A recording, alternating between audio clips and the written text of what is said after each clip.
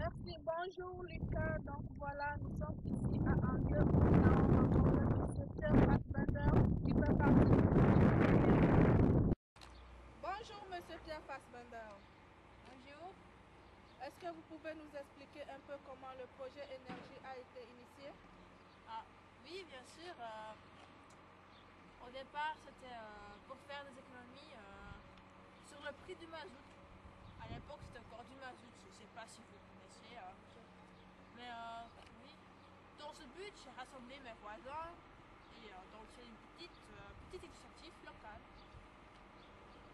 Et ensuite, vous n'avez pas pensé à d'autres projets ou vous n'avez pas initié d'autres projets? Oui, bien sûr, bien sûr. Après, nous avons installé des solaires thermiques, oui, et des panneaux photovoltaïques, mais ça c'était cher au début. Mais avec des incitants financiers de l'État, on a fait ça aussi. 122 maisons, c'est pas mal, hein. On y est, oui, donc. Et donc au départ, vous ne l'aviez pas fait dans le souci de l'épuisement du pétrole? Non, en fait, j'avoue, au départ, je pense beaucoup de gens ont adhéré dans ce projet dans un souci économique. Oui.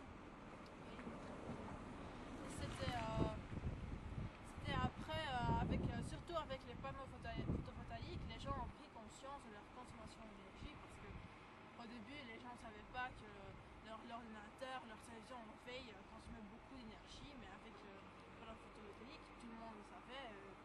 Oui, oui. Ça a permis les gens d'aller plus loin dans cette démarche pour des raisons écologiques. Mais je remarque que dans vos actions, vous vous basez beaucoup plus sur les technologies des énergies renouvelables que vous essayez d'installer collectivement. Mais quand on pense au coût et à l'investissement que cela nécessite, pensez-vous que tout le monde puisse avoir accès à ces énergies et surtout de façon permanente? Oui, vous avez tout à fait raison. Euh, oui, des panneaux photovoltaïques sont très chers, mais pas tout le monde peut l'acheter. Et oui, nous pensons autrement dans un niveau local. Je pense que aussi les autres niveaux doivent penser autrement et les politiques et la recherche ont pu investir beaucoup plus. Donc vous pensez que la responsabilité se situe également au niveau des politiques et aussi au niveau de la recherche? Oui, bah, c'est clair. Tu vois, avec leurs solutions qui sont catastrophiques pour l'environnement, juste pour récupérer le petit peu de pétrole qui nous reste encore, bon, je pense vraiment qu'ils ont dû chercher des alternatives qui font intégrer toute la société et ainsi nous serions beaucoup plus loin aujourd'hui.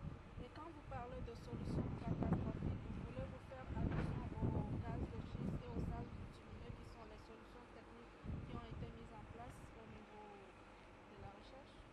Oui, absolument. Merci Monsieur Pierre Fassbender. Donc nous